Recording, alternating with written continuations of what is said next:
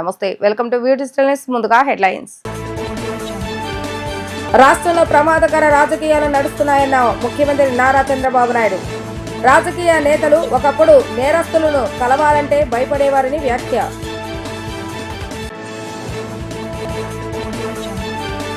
యువగలం పాదయాత్రపై పుస్తకం రూపొందించిన మంత్రి నారా లోకేష్. కేబినెట్ భేటీ సందర్భంగా పవన్ కు పుస్తకం అందజేశారు.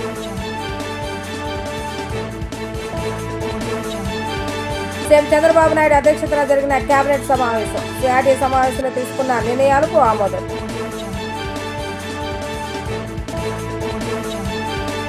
రాష్ట్రంలో ప్రమాదకర రాజకీయాలు నడుస్తున్నాయని మంత్రులతో ముఖ్యమంత్రి నారా చంద్రబాబు నాయుడు అన్నారు. ఒకప్పుడు నేరస్తులను రాజకీయ నాయకులు కలవాలంటేనే భయపడేవారన్న చంద్రబాబు నాయుడు ఇప్పుడు నేరస్తులను అడ్డం పెట్టుకునే రాజకీయాలు చేస్తున్నారని మండిపడ్డారు.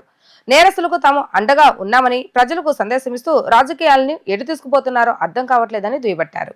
రాష్ట్ర మంత్రివర్గ సమావేశంలో అనంతరం ముఖ్యమంత్రి నారా చంద్రబాబు నాయుడు మంత్రులతో కీలక వ్యాఖ్యలు చేశారు.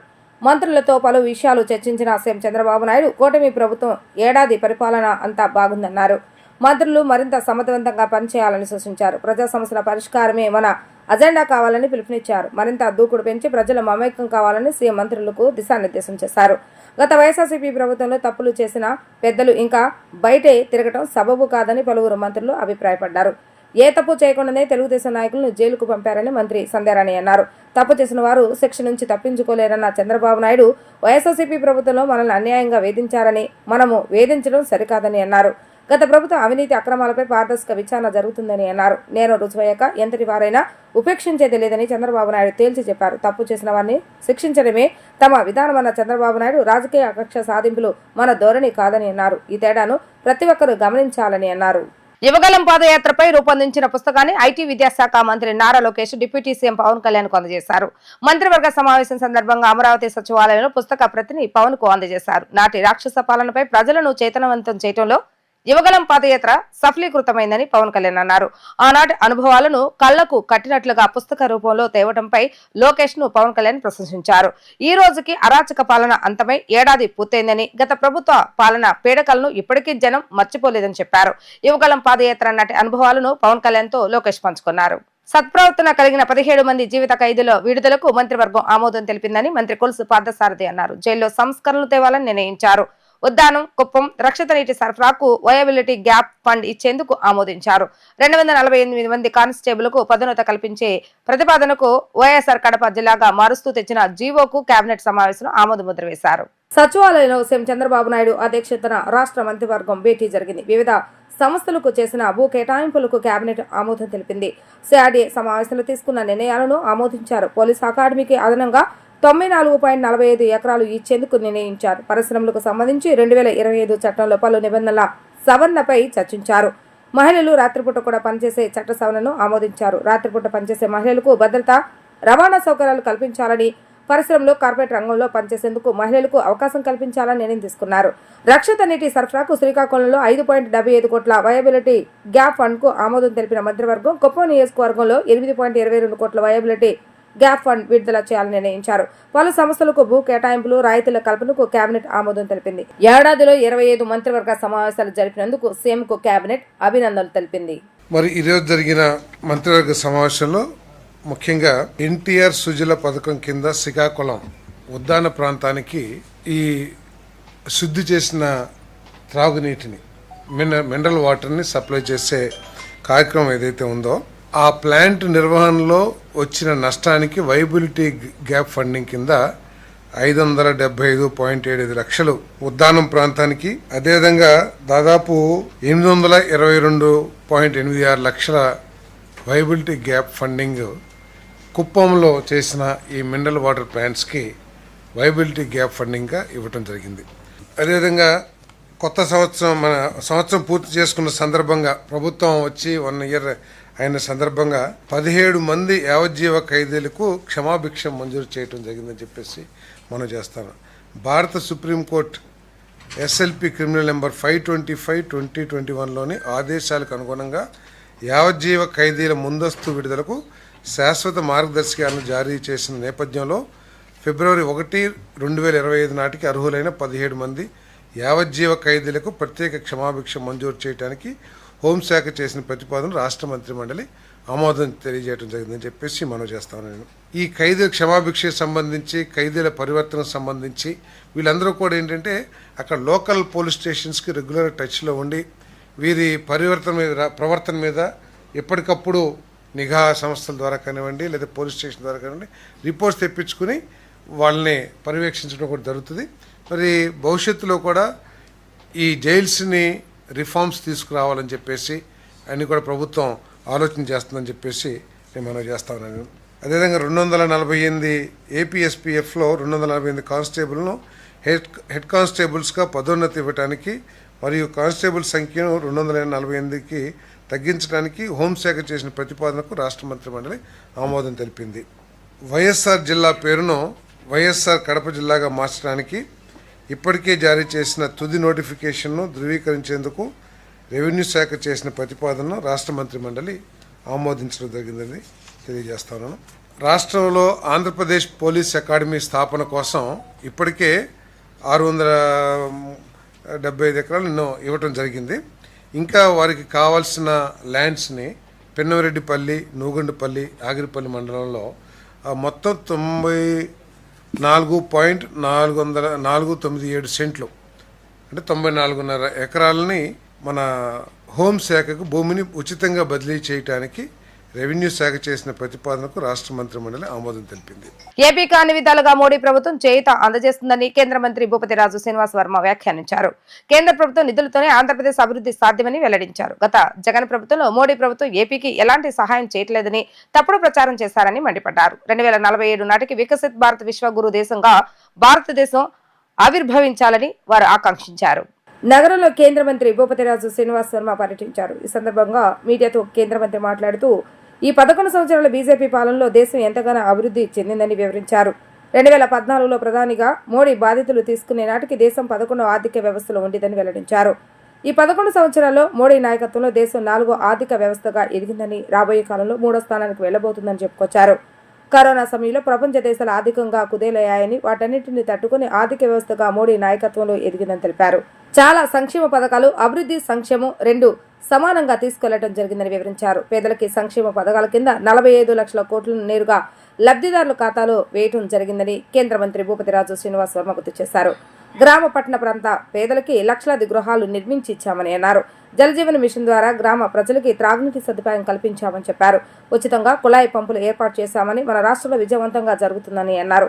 దేశంలో మౌలిక సదుపాయాలు కల్పించడంలో మోడీ కృషి చేశారని ఉద్ఘాటించారు. టెక్నాలజీ అభివృద్ధిలో భాగంగా కేంద్ర ప్రభుత్వం ఆంధ్రప్రదేశ్కు సముచిత స్థానాన్ని కల్పిస్తుందని వ్యాఖ్యానించారు. ఆర్టిఫిషియల్ ఇంటెలిజెన్స్ ఏర్పాటులో భాగంగా ఏపీలో ఏర్పాటు చేసేలా కేంద్రం నిర్ణయం తీసుకుందని పేర్కొన్నారు. ప్రీతమ నాయకుడు నరేంద్ర మోడీ గారి బాధ్యతలు స్వీకరించి 11 సంవత్సరాలైనటువంటి సందర్భంగా, అదేవిధంగా ప్రపంచ పర్యావరణ దినోత్సవం సందర్భంగా, అదేవిధంగా శ్యామ్ ప్రసాద్ ముఖర్జీ యొక్క ఆత్మ బలిదాన్ దివస్ కార్యక్రమాన్ని నిర్వహించాలి. ఇవాళ భారతదేశంలో అమృత కాలం నడుస్తాం. ఈ అమృత కాలం నుండి రాబోయేటువంటి 2047 నాటికి వికసిత్ భారత్గా మనం ఆవిర్భవించాలి. 2047 నాటికి భారతదేశం విశ్వగురువుగా అవతరించాలనేటువంటి ఆలోచనతో ఈవేళ కేంద్రంలో ఉన్నటువంటి నరేంద్ర మోడీ గారి ప్రభుత్వం పనిచేస్తూ ఉంది అనేటువంటి విషయం మనందరికీ కూడా తెలుసు. ఈ 11 సంవత్సరాల కాలంలో దేశం ఏ విధంగా అభివృద్ధి చెందిందనేటువంటి విషయాన్ని పెద్ద ఎత్తున మనంతా కూడా ప్రజల్లోకి తీసుకెళ్లాల్సినటువంటి అవసరం ఉంది. ముందుగా 2014లో భారత ప్రధానిగా నరేంద్ర మోడీ గారి బాధ్యతలు స్వీకరించే నాటికి భారతదేశం ప్రపంచంలో 11వ ఆర్థిక వ్యవస్థగా ఉన్నటువంటి విషయం మనందరికీ కూడా తెలుసు. 11వ ఆర్థిక వ్యవస్థగా ఉన్నటువంటి భారతదేశం 11 సంవత్సరాల మోడీ గారి పరిపాలనా కాలంలో ఈవేళ 4వ ఆర్థిక వ్యవస్థగా ఎదిగింది అనేటువంటి విషయం కూడా మనందరికీ కూడా తెలుసు. 4వ ఆర్థిక వ్యవస్థగా ఎదగడమే కాదు, రాబోయేటువంటి రోజుల్లో 1-2 సంవత్సరాల కాలంలో ప్రపంచంలో అతిపెద్ద 3వ ఆర్థిక వ్యవస్థగా భారతదేశం వృద్ధి చెందబోతా ఉంది అనేటువంటి విషయాన్ని కూడా మనం పెద్ద ఎత్తున ప్రజల్లోకి తీసుకెళ్లాల్సినటువంటి అవసరం ఉంది మిత్రులారా. ఏదైతే అభివృద్ధిని, సంక్షేమాన్ని కూడా బ్యాలెన్స్ చేసుకుంటూ పెద్ద ఎత్తున దేశంలో పేదల కోసం అంత్యోదయ పథకాలను అమలు చేస్తున్నటువంటి ప్రభుత్వం నరేంద్ర మోడీ గారి ప్రభుత్వం. భారతదేశంలోనే కాదు, ప్రపంచంలో ఏ దేశం కూడా ఈ స్థాయిలో పేదలకు సంక్షేమ పథకాలు అందించినటువంటి పరిస్థితి లేదనేటువంటి విషయాన్ని కూడా ఈ సందర్భంగా మనం పెద్ద ఎత్తున ప్రజల్లోకి తీసుకెళ్లాలి మిత్రులు. పేదల సంక్షేమానికి అనేక పథకాలు ప్రవేశపెట్టి ఈ 11 సంవత్సరాల కాలంలో దాదాపు 45 లక్షల కోట్ల రూపాయలని నేరుగా లబ్ధిదారుల ఖాతాలోకి జమ చేసినటువంటి ప్రభుత్వం నరేంద్ర మోడీ గారి ప్రభుత్వం అనేటువంటి విషయాన్ని ప్రజల్లోకి తీసుకెళ్లాల్సినటువంటి అవసరం. బలహీన వర్గాలకు పెద్ద ఎత్తున ప్రధానమంత్రి ఆవాస్ యోజన పథకం ద్వారా పట్టణంలో ఉన్నటువంటి పేద వర్గాలకు, గ్రామాల్లో ఉన్నటువంటి పేద వర్గాలకు కూడా లక్షల కోట్ల గృహాలను నిర్మించినటువంటి ప్రభుత్వం నరేంద్ర మోడీ గారి ఆధ్వర్యంలో ఉన్నటువంటి ప్రభుత్వం అనేటువంటి విషయాన్ని మనం ప్రజల్లోకి తీసుకెళ్లాల్సినటువంటి అవసరం ఉంది.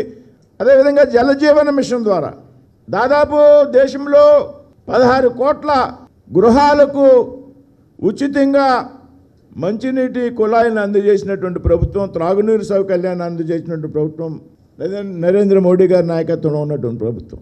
ఇవాళ మనందరికీ కూడా తెలుసు, మన పక్కన ఉన్నటువంటి గ్రామాల్లో జలజీవన్ మిషన్ ద్వారా ప్రతి గ్రామానికి కూడా 1 కోటి రూపాయలు, 1.5 కోటి, 2 కోట్ల రూపాయల నిధులతో పెద్ద ఎత్తున ఉచితంగా కుళాయి కనెక్షన్లు ఇవ్వడం, త్రాగునీరు పరిశుద్ధంగా ఉండాలనే ఆలోచనతో మైక్రో ఫిల్టర్లు ఏర్పాటు చేసి వాటర్ యొక్క క్వాలిటీని పెంచడం ఇవాళ మన రాష్ట్రంలో కూడా ప్రతి గ్రామంలో అమలవుతుంది. జలజీవన విషయం అనేటువంటి విషయాన్ని మనందరికీ కూడా తెలుసు. వీటన్ని కూడా పెద్ద ఎత్తున ప్రజల్లోకి తీసుకెళ్లాల్సినటువంటి అవసరం ఉంది. కార్పొరేట్ విద్యా సంస్థలు విద్యార్థుల విజయాలను తమ ప్రమోషన్ కోసం వాడుకుంటూ ఒకే విద్యార్థిని అనేక సంస్థలు తమదిగా చూపిస్తూ ప్రజలను మోసం చేస్తున్నాయని ఏఐఎస్ఎఫ్ రాష్ట్ర అధ్యక్షులు జి వలరాజు ఆరోపించారు. ఇటీవల నీట్ జేఈ అడ్వాన్స్డ్ ఫలితాల నేపథ్యంలో పత్రికలో ఇచ్చిన ప్రకటనలు పూర్తిగా తప్పుదోవ పట్టించేవిగా ఉన్నాయని వారు పేర్కొన్నారు. కార్పొరేట్ విద్యా సంస్థల వ్యాపార ధోరణికి వ్యతిరేకంగా త్వరలోనే ప్రత్యక్ష ఆందోళనలు బాటపడతామని హెచ్చరించారు. హనుమాన్పేటలోని దాసర్భవన్లో జరిగిన విలేకరుల సమావేశంలో ఏఐఎస్ఎఫ్ రాష్ట్ర అధ్యక్షులు జి వలరాజు, ఉపాధ్యక్షులు సాయి కుమార్ మాట్లాడుతూ ఆంధ్రప్రదేశ్ లో విద్యా సంస్థలు వ్యాపార కేంద్రాలుగా మారాయని ఆవేదన వ్యక్తం చేశారు.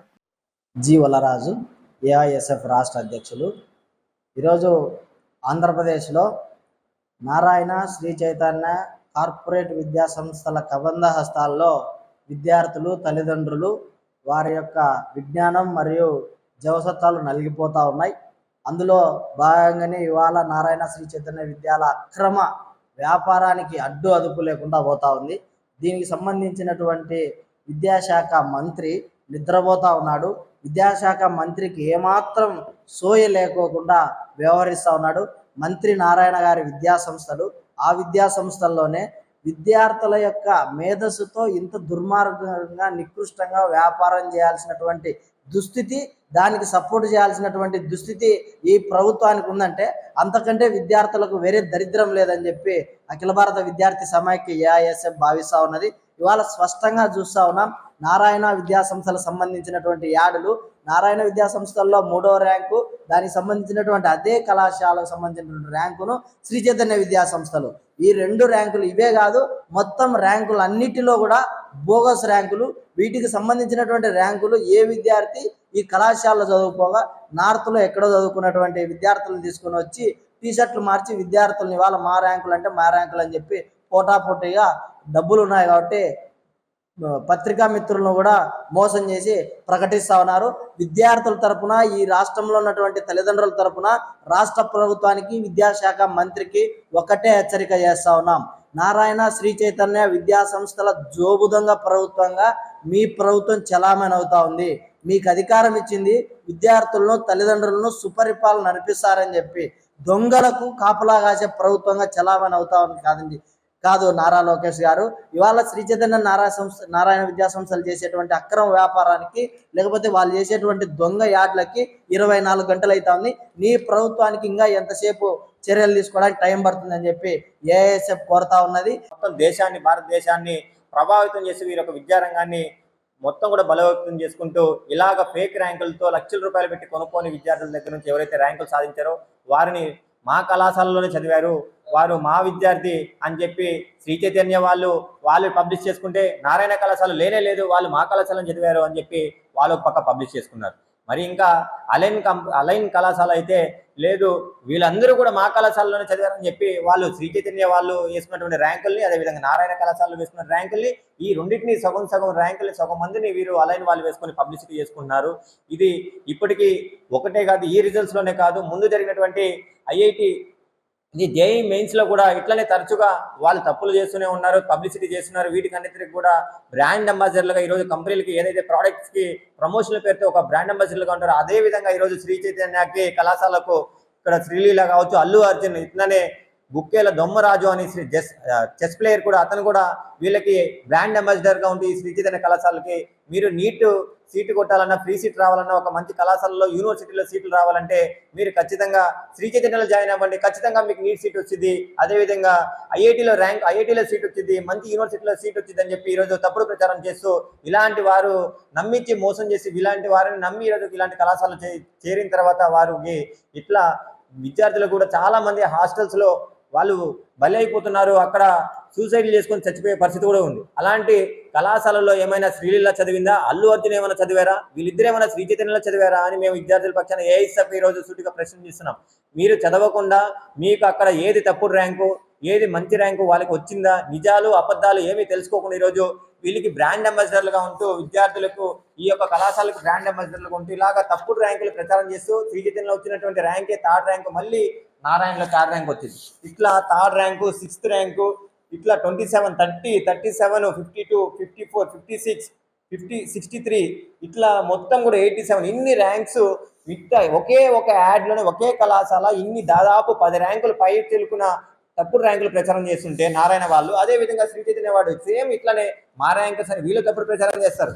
ఇంకా లేదు వీళ్ళకన్నా నేనేం తక్కువ అంటూ ఈరోజు ప్రచురమైనటువంటి అలైన్ విద్యా సంస్థలు అయితే శ్రీ చైతన్య ర్యాంకులు సగం మందివి, అదేవిధంగా నారాయణ ర్యాంకులు సగం మందివి. సేమ్ ఇక్కడంతా కూడా వీళ్ళు same third rank, 6th rank ఇవన్నిటిని కూడా వీళ్ళు డిస్ప్లే చేసుకుంటూ అలైన్ వాళ్ళు ఇట్లా ఈ విధంగా విద్యార్థులు పబ్లిక్లో ఉన్నటువంటి వారిని అంతా కూడా ప్రభావితం చేసుకుంటూ వీళ్ళే ర్యాంకులు ఈ కళాశాలలో చదివితేనే ర్యాంకులు వచ్చాయని చెప్పి ఎవరైనా ఈరోజు పేపర్ చదివితే ఖచ్చితంగా నిజాలుగానే పబ్లిష్ అవుతున్నాయి అని చెప్పి నమ్మేసి ఈరోజు ఆ విధంగా నమ్మించి వాళ్ళు ఆ పద్ధతిలో జాయిన్ అయ్యే పరిస్థితి కనిపిస్తుంది. జూన్ 4వ తేదీకి కూటమి ప్రభుత్వం ఏర్పడి సంవత్సరం పూర్తయిన సందర్భంగా ఎంతో సంతోషంగా ఉందని ఏఎంసీ చైర్మన్ గరకపాటి శివశంకర్ అన్నారు. ప్రధానమంత్రి Narendra Modi, CM Chandrababu Naidu, deputy CM Pawan Kalyan సారథ్యంలో రాష్ట్రం అభివృద్ధిలో పరుగులు తీస్తుందని తెలిపారు. కూటమి ప్రభుత్వం ఇచ్చిన హామీలను తప్పకుండా నెరవేరుస్తుందని ఆయన స్పష్టం చేశారు. కూటమి ప్రభుత్వం ఏర్పాటై ఏడాది పూర్తయిన సందర్భంగా జనసేన శ్రేణులు ఆనందోత్సాహాల్లో ఉన్నారు. కూటమి ప్రభుత్వం ఏర్పడి సంవత్సరం పూర్తయిన సందర్భంగా జనసేన పార్టీ అధినేత డిప్యూటీ సీఎం పవన్ కళ్యాణ్ ఆదేశాల మేరకు గన్నవరం ఏఎంసీ చైర్మన్ గరకపాటి శివశంకర్ ఆధ్వర్యంలో మహిళలకు ముగ్గులు పోటీలు నిర్వహించారు. బహుమతులు ప్రదానం చేసి బాణసంచా పేల్చి సంతోషాన్ని వ్యక్తపరిచారు. జనసేన పార్టీ శ్రేణులు ఈ కార్యక్రమంలో జనసేన మండలి పార్టీ అధ్యక్షులు పచ్చిపాల లక్ష్మణ, వీర మహిళలు, నాయకులు, కార్యకర్తలు పెద్ద ఎత్తున పాల్గొన్నారు. ఈ సందర్భంగా ఏఎంసీ చైర్మన్ గరకపాటి శివశంకర్, మండల పార్టీ అధ్యక్షులు లక్ష్మణ మాట్లాడుతూ ఇప్పటికే పెన్షన్ పెంపు, ఉచిత గ్యాస్ సిలిండర్ వంటి పథకాలను నెరవేర్చిందని తెలిపారు. మహిళలకు ఫ్రీ బస్సు, తల్లికి వందనం త్వరలో లబ్ధిదారులకు అందజేయనుందని అన్నారు. వైసీపీ నేతలు కావాలని కూటమి ప్రభుత్వంపై బురద జల్లే ప్రయత్నాలు చేస్తుందని ఆరోపించారు. వెన్నుపోటు దినోత్సవం వైసీపీ నాయకులు చేయడం చాలా విడ్డూరంగా ఉందని ఎద్దేవా చేశారు. వెన్నుపోటు పొడిచింది ఎవరో అందరికీ తెలుసని జగన్మోహన్ రెడ్డి సొంత తల్లిని, సొంత చెల్లిని, బాబాయిని వెన్నుపోటు పొడిచారని ఆరోపించారు. 2024లో కేవలం 11 సీట్లకే పరిమితమయ్యారని, 2029లో ఒక్క స్థానం కూడా గెలవలేరని జోస్యం చెప్పారు. తమ అధినేత పవన్ కళ్యాణ్ మహోన్నతమైన వ్యక్తిత్వం గల వ్యక్తి అని, ప్రజలకు సేవ చేయడానికి రాజకీయాలకు వచ్చారని అది అందరికీ తెలుసని అన్నారు. ఇప్పటికే ఏ మంత్రి చేయలేని సాహసాలు, అభివృద్ధి పనులు చేసి ట్రైబల్స్ ఏరియాలో, నక్సలైట్ ఏరియాలో తిరిగి గిరిజనులకు న్యాయం చేశారని గుర్తు చేశారు. పవన్ కళ్యాణ్ మీద కానీ, కూటమి ప్రభుత్వం మీద కానీ వైసీపీ నేతలు అనుచిత వ్యాఖ్యలు చేస్తే చూస్తూ ఊరుకోమని వారు హెచ్చరించారు. జనసేన పార్టీ అధ్యక్షులు, ఆంధ్రప్రదేశ్ డిప్యూటీ సీఎం శ్రీ కొనిదెల పవన్ కళ్యాణ్ గారు పిలుపు మేరకు ఈరోజు కృష్ణా జిల్లా గన్నవరం నియోజకవర్గంలో ఈ ముగ్గులు కార్యక్రమం పెట్టాము. పవన్ కళ్యాణ్ గారి ప్రధాన ఉద్దేశం ఏంటంటే వైసీపీ పాలన పేడ విరగడయి సంవత్సరం అయింది. అలాగే కూటమి సుపరిపాలన మొదలయ్యి ఏడాది అయిన సందర్భంగా ఈరోజు ఇక్కడ గన్నవరంలో ఆడపడుచులకి ముగ్గులు పోటీలు పెట్టి వీళ్ళకి బహుమతులు ఇవ్వడం జరిగింది. గన్నవరం అంటే ఒక ప్రెస్ మీట్ పెడితే గత ఎమ్మెల్యేలు ప్రెస్ మీట్ పెడితే ఏం తిడతారా అనే పరిస్థితి నుంచి ఇప్పుడు మన కూటమి ప్రభుత్వం వచ్చిన తర్వాత అలా లేదు, ఏం అభివృద్ధి గురించి చెప్తారా గన్నవరం గురించి అని ప్రజలు ఎదురు చూస్తున్నారు. అసలు చేసిన వెన్నుపోటు దినం పెడతాక సిగ్గు శరం ఉండాలి. వెన్నుపోటు పొడిచింది ఎవరు?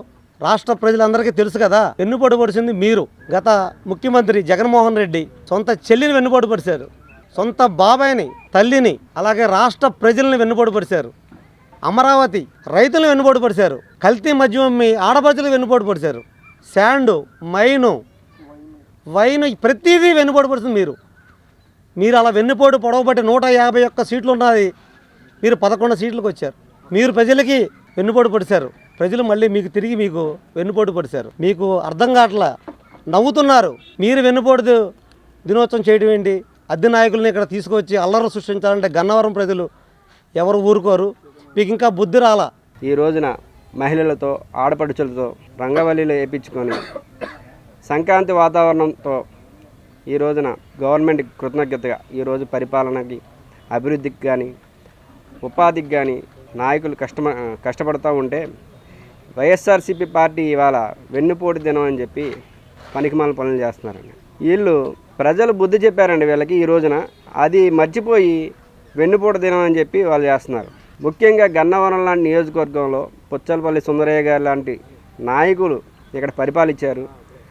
వాళ్ళు ఎంత చక్కగా పరిపాలించారో గత కొంతకాలంగా చూసాం.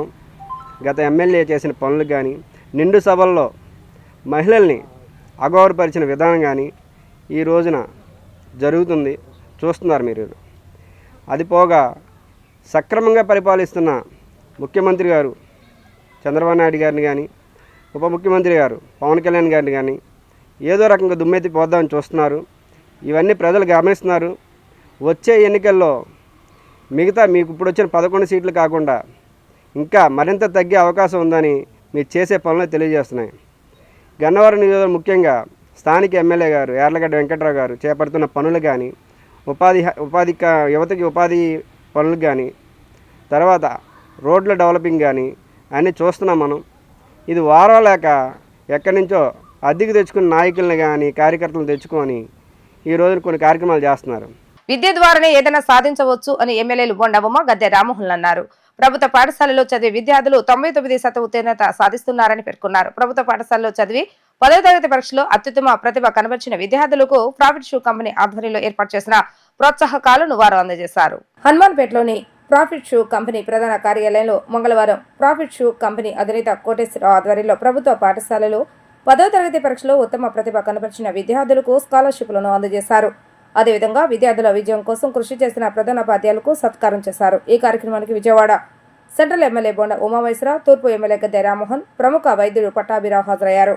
ఈ సందర్భంగా వారు విద్యార్థులను, ఉపాధ్యాయులను అభినందించారు. అనంతరం వారు మాట్లాడుతూ విద్యకు అత్యంత ప్రాధాన్యతనిచ్చే నాయకుడు సీఎం చంద్రబాబు నాయుడు అని, ప్రభుత్వ పాఠశాలలో చదివే విద్యార్థులు 99% ఉత్తీర్ణత సాధిస్తున్నారని పేర్కొన్నారు. కార్పొరేట్ విద్యా సంస్థలకు దీటుగా ప్రభుత్వ పాఠశాలలు పనిచేస్తున్నాయని అన్నారు. మంత్రి నారా లోకేష్ నేతృత్వంలో రాష్ట్రంలో విద్యారంగం అభివృద్ధి చెందుతుందని అన్నారు. కుటుంబ ఆర్థిక స్థితి మెరుగుపడాలంటే విద్య మార్గమని వారు తెలిపారు. విద్యార్థులకు అవసరమైన మౌలిక వసతులు ప్రభుత్వం అందజేస్తుందని, విద్యార్థులను ప్రోత్సహించేందుకు ఇలాంటి కార్యక్రమాలు అభినందనీయమని చెప్పారు. ప్రతి ఏడాది సేవా కార్యక్రమాలు నిర్వహిస్తున్న ప్రాఫిట్ షూ కంపెనీ అధినేత కోటేశ్వరరావును వారు ఈ సందర్భంగా అభినందించారు.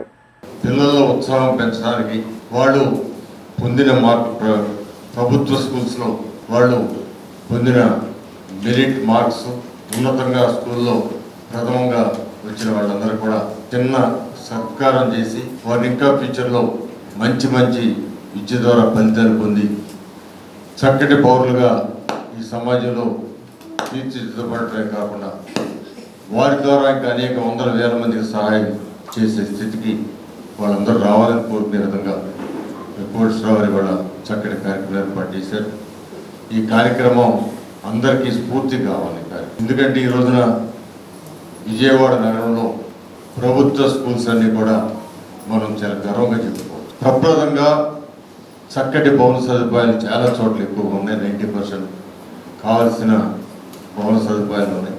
దానికంటే మిన్నగా అక్కడ పనిచేసే ప్రతి ఉపాధ్యాయులు ఒక ఉన్నతమైన విద్యను అభ్యసించి చక్కటి కాంపిటేటివ్ ఎగ్జామ్స్లో పాస్ అయ్యాడు ఉద్యోగాలు పొందేరే తప్ప ఎవరి దయాదాక్షిణ్యం ఉద్యోగం తెచ్చుకున్న వాళ్ళు కాదు.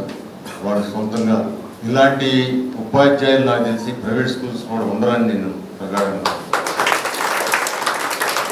అలాంటి ఉపాధ్యాయులు యొక్క పర్యవేక్షణలో పిల్లల ప్రైవేట్ స్కూల్స్లో కంటే కూడా ప్రభుత్వ స్కూల్స్లో 99%, 100%, అదేవిధంగా మార్కులు కూడా 97, 98 మార్కులు తెచ్చుకోవడం అది సామాన్య విషయం కాదు. మీ అందరికి కూడా మరొకసారి అభినందనలు. చదువుకి అత్యంత ప్రాధాన్యతనిచ్చే ముఖ్యమంత్రి చంద్రబాబు నాయుడు. ఎందుకంటే చదువు ద్వారా మాత్రమే ఆ కుటుంబాల్లో మార్పు మొదలవుతుంది, ఈ సమాజంలో మార్పు మొదలవుతుంది. మీ తల్లిదండ్రులు చిన్న చిన్న కుటుంబాలు, గవర్నమెంట్ స్కూల్స్ అంటే చిన్న చిన్న కుటుంబాలలోనే 90% మంది ఉంటారు. మరి ఎన్నో ఆశలతో మిమ్మల్ని గవర్నమెంట్ స్కూల్లో జాయిన్ చేసినప్పుడు మీరు చదువుకోవడానికి అన్ని వసతులు ఏర్పాటు చేస్తాం. మీకు టెక్స్ట్ బుక్స్ ఫ్రీగా ఇస్తున్నాం గవర్నమెంట్ నుంచి, అలాగే స్కూల్ బ్యాగులు ఇస్తున్నాం, స్కూల్ యూనిఫామ్లు ఇస్తున్నాం, షూస్ ఇస్తున్నాం, మధ్యాహ్నం లంచ్ పెడుతున్నాం. ఇదే కాకుండా బ్రహ్మాండమైనటువంటి టీచర్స్, మాస్టర్స్ బ్రహ్మాండంగా, ఎందుకంటే క్వాలిఫైడ్ టీచర్స్ గవర్నమెంట్ స్కూల్స్లో తప్ప ఎక్కడా లేరు. మిగతా ప్రైవేట్ స్కూల్స్లో ఉండే వాళ్ళందరూ డిగ్రీ చదువుకున్న వాళ్ళు, లేదా ఇంటర్మీడియట్ తప్పిన వాళ్ళు, ఇంటర్మీడియట్ వాళ్ళు ఉంటే ఇక్కడ బీఈడి చదువుకున్న వాళ్ళు, హైయెస్ట్ క్వాలిఫైడ్ పర్సన్సే మీకు ఆ సబ్జెక్ట్స్లో మీకు టీచింగ్ చేస్తారు. కాబట్టి ఇవాళ కార్పొరేట్ స్కూల్స్ కల్చర్ వచ్చిన తర్వాత గవర్నమెంట్ స్కూల్స్ అనేటప్పటికీ ఒక చిన్న చూపు అయిపోయింది. కానీ మనం గుర్తుపెట్టుకోవాలి, ప్రపంచ మేధావి అబ్దుల్ కలాం గారు చదివింది గవర్నమెంట్ స్కూల్, నరేంద్ర మోడీ గారి భారత ప్రధాని చదివింది గవర్నమెంట్ స్కూల్, ఈ రాష్ట్ర ముఖ్యమంత్రి చంద్రబాబు నాయుడు గారు చదువుకుంది గవర్నమెంట్ స్కూల్. ఇవాళ గవర్నమెంట్ స్కూల్లో చదువుకున్నటువంటి వాళ్ళు ఎంతోమంది ఐఏఎస్లు, ఐపీఎస్లు, మరి ముఖ్యమంత్రులు, ప్రధానమంత్రులు అందరూ అనేక మంది ఉన్నారు. మీతో మాట్లాడుతున్న నేను ఈ శాసనసభ్యుడిగా నేను గవర్నమెంట్ స్కూల్లో చదువుకొని ఇవాళ బోయపాటి శివరామకృష్ణ స్కూల్. అలాంటిది మనం ఏంటంటే ఏ స్కూల్లో చదువుకున్నావు, ఎక్కడ చదువుకున్నావు, నారాయణ స్కూల్లో చదివితే మెడల్స్ రావు, లేదంటే చైతన్య స్కూల్లో చదివితే మెడల్స్ రావు. ఈ చదువు మీద దృష్టి పెట్టి సీరియస్నెస్గా తీసుకుంటే మీకు హైయెస్ట్ మార్క్స్ వస్తాయి. గుంటూరు కలెక్టరేట్ వద్ద వైఎస్ఆర్సీపీ మాజీ మంత్రి అంబటి రాంబాబు దౌర్జన్యానికి పాల్పడ్డారు. వెన్నుపోటు దినం పేరుతో గుంటూరు కలెక్టరేట్ వద్ద ఆ పార్టీ కార్యక్రమం చేపట్టింది. ఈ క్రమంలో కలెక్టరేట్ లోపలకు మూకుమ్మడిగా వెళ్లేందుకు వైఎస్ఆర్సీపీ నాయకులు ప్రయత్నించారు. ఈ నేపథ్యంలోనే పోలీసులు వారిని అడ్డుకున్నారు. ప్రతినిధి బృందాన్ని మాత్రమే అనుమతిస్తామని అంబటికి వారు తెలిపారు. ఈ క్రమంలో పోలీసులతో ఆయన వాగ్వాదానికి దిగారు. లోపలికి వెళ్తే ఏం చేస్తామంటూ సీఏతో దురుసుగా మాట్లాడారు. తోసుకెళ్తాం, ఆపుకోమంటూ అంబటి రాంబాబు వ్యాఖ్యలు చేశారు.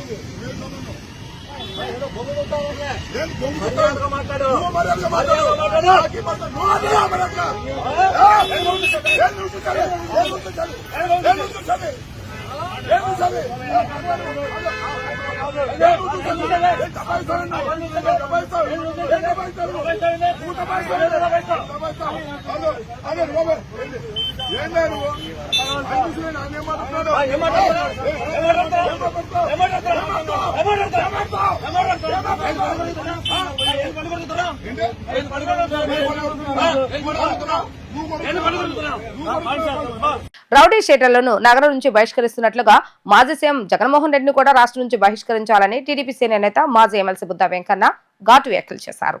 దేశంలో మోడీని, రాష్ట్రంలో చంద్రబాబు నాయుడును ఎవ్వరూ ఓడించలేరని, అభివృద్ధిని ఎవరూ అడ్డుకోలేరని ఆయన వెల్లడించారు. కేంద్ర ప్రభుత్వ సహకారంతో రాష్ట్ర అభివృద్ధికి ముఖ్యమంత్రి నారా చంద్రబాబు నాయుడు కృషి చేస్తున్నారని ఆయన తేల్చి చెప్పారు. కూటమి పాలన ఒక సంవత్సరం పూర్తయిన సందర్భంగా టీడీపీ సీనియర్ నేత బుద్ధా వెంకన్న ఆధ్వర్యంలో సంబరాలు జరిగాయి. కేక్ కట్ చేసి టపాసులు పేల్చి ఘనంగా వేడుకలు జరుపుకున్నారు. అనంతరం గత ప్రభుత్వంలో జరిగిన అన్యాయాల గురించి పశ్చిమ ఎంఆర్ఓ కార్యాలయంలో వినతి పత్రం అందజేశారు. ఈ సందర్భంగా బుద్ధా వెంకన్న మాట్లాడుతూ రౌడీ షీటర్లను నగరం నుంచి బహిష్కరించినట్లుగా జగన్మోహన్ రెడ్డిని రాష్ట్రం నుంచి బహిష్కరించాలని అన్నారు. రాష్ట్ర అభివృద్ధికి అడ్డుపడేలా వ్యవహరించే వాళ్ళకి ఈ రాష్ట్రంలో చోటు లేదన్నారు. పక్క రాష్ట్రాల ఆస్తులు ఉన్న జగన్మోహన్ రెడ్డి అక్కడికి వెళ్లాలని, చంద్రబాబు నాయుడు పడిలేచిన కెరటం లాంటి వారని, ఓడినా గెలిచినా రాజకీయాలు చిరస్థాయిగా నిలిచిపోతారని అన్నారు. దేశంలో మోడీ, రాష్ట్రంలో చంద్రబాబు నాయుడును ఎవరు ఓడించలేరని, అభివృద్ధిని అడ్డుకోలేరని అన్నారు. ఓడిపోయి గెలవడం అనేది ఒక్క చంద్రబాబు గారికే సాధ్యం. ఎందుకంటే చంద్రబాబు గారి నీతి నిజాయితీలు ఉండబట్టి వైఎస్ రాజశేఖర రెడ్డి 11 కమిషన్లు వేసినా ఏ ఒక్క కమిషన్ కూడా ఆయన అవినీతి పరుడని నిరూపించలేకపోయింది. అంత నిజాయితీ గల, నిబద్ధత గల నాయకుడు మా చంద్రబాబు నాయుడు. అలాంటి చంద్రబాబు నాయుడు గారి మీద వాళ్ళ అవాకులు చవాకులు పెడుతూ రాష్ట్రం మొత్తం ఎంఆర్ వాళ్ళకి ఇవ్వడం అనేది దాన్ని తీవ్రంగా ఖండించడమే కాకుండా ఇవాళ ఎంఆర్ఓ గారికి ఇచ్చింది కూడా మేమేంటంటే నగరంలో అరాచకాలు చేసే రౌడీ షెడ్యూల్ని అలాగే రాష్ట్రంలో అరాచకాలు సృష్టిద్దాం అనుకుంటున్నటువంటి జగన్మోహన్ రెడ్డి ఎక్కడికి వెళ్ళి ఏం మాట్లాడుతున్నాడో తెలియట్లా. ప్రజల్ని విద్వేషాలు రెచ్చగొడుతున్నాడు, మతాలను రెచ్చగొడుతున్నాడు, కులాలను రెచ్చగొడుతున్నాడు. కాబట్టి ఇలాంటి అరాచక శక్తులు రాష్ట్రంలో ఉండడానికి వీల్లేదు. రాష్ట్ర బహిష్కరణ చేయాలని ఎంఆర్ఓ గారి ద్వారా కలెక్టర్గా రిప్రజెంటేషన్ ఇవ్వమని ఎంఆర్ఓ గారికి మేము రిప్రజెంటేషన్ ఇవ్వడం జరిగింది.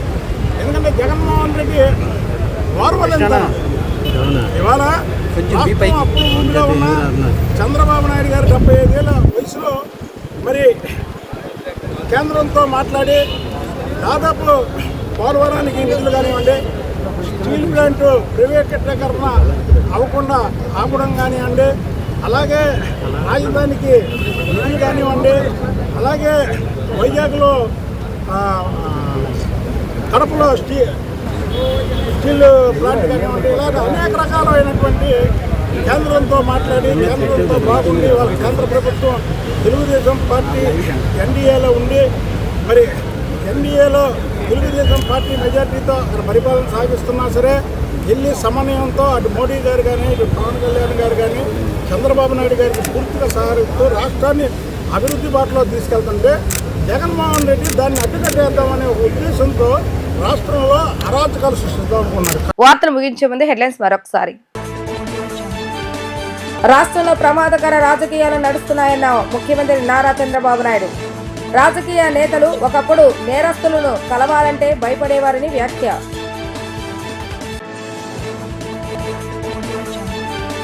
యువగలం పాదయాత్రపై పుస్తకం రూపొందించిన మంత్రి నారా లోకేష్. కేబినెట్ భేటీ సందర్భంగా పవన్ కు పుస్తకం అందజేత.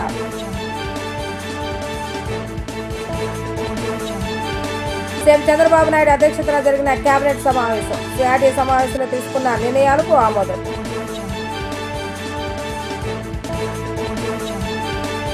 ఇవి రోజు వార్తా విశేషాలు. మరలా తిరిగి ప్రసారమే వార్తలు మళ్ళీ కలుద్దాం. అంతవరకు సెలవు. నమస్కారం.